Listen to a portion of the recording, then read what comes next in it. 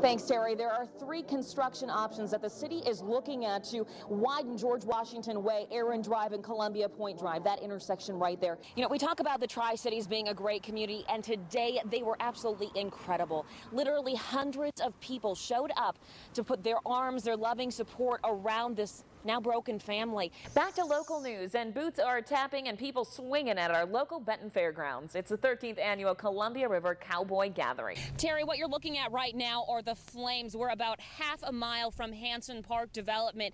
This is a really scary fire because if you remember, just about an hour ago, I was south of Interstate 82. We've made our way now to Hanson, and the fire has been quickly following us. Now, they say the current boundaries for Pasco High School and Chiawana aren't fair. They're splitting up neighborhoods.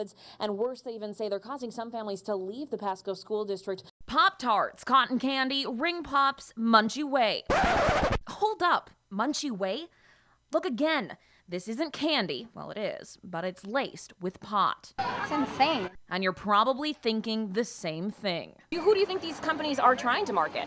Well, definitely kids. Well, youngsters, of course. What, adults aren't going to go looking for Jolly Ranchers or cotton candy. In the same day and age when Tide is fixing their packaging to stop kids from eating their pods, pot companies in Washington state are doing the opposite. Take a look at Pop-Tarts. See the difference? I didn't at first because it's one letter. There needs to be the same laws for the type of packaging and the type of marketing that there is for cigarettes and alcohol. Exactly what a group of concerned parents are lobbying our state legislators for, asking for rules to ensure pot wrappers don't bear a reasonable resemblance to candy.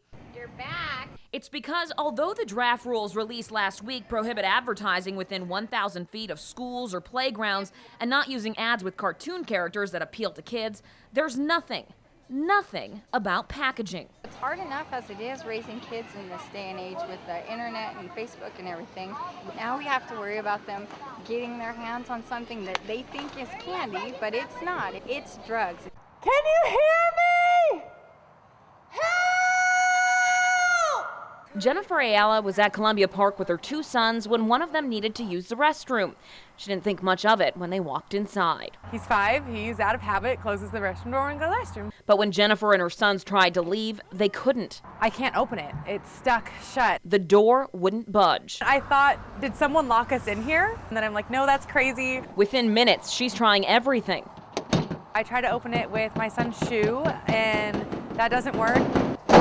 I tried to wave his shirt as a flag out the door. Can you hear me?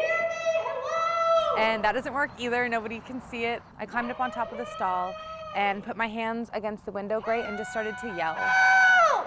I realized that no one was hearing me, so I went back to the door and I put my fingers underneath the door between the door and the ground.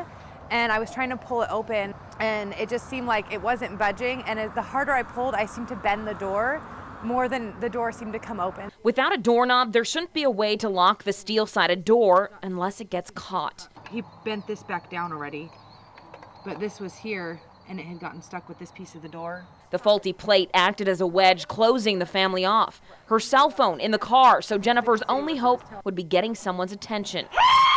Finally, I just started screaming at the top of my lungs.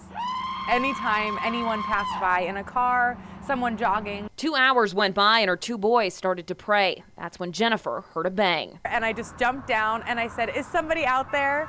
And she asked me if someone was in there with us. And I said, no, just my kids and myself and my dog. We're all in here and we just need to get out. Their prayers were answered, or so she thought. She started to walk away. And I heard her stop kicking and I looked out the doorknob hole. And I'm like, please don't go. I think I was actually pleading with her, please don't leave us. The woman left, but came back with a man. And you could hear there was a little boy inside, and so he just tried harder, and the next kick took the door in. Jennifer says she gave her rescuer a huge hug and a tear-filled thank you, but she never got their names. They have no idea how much I was thankful as a mom.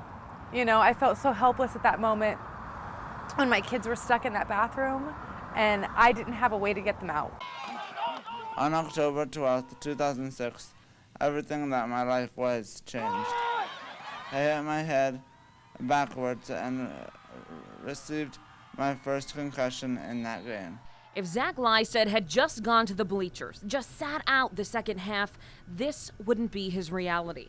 But instead, like 2% of athletes playing sports, he got back in the game. My dad said the last thing I said to him before I lost consciousness was, "Daddy, I can't see."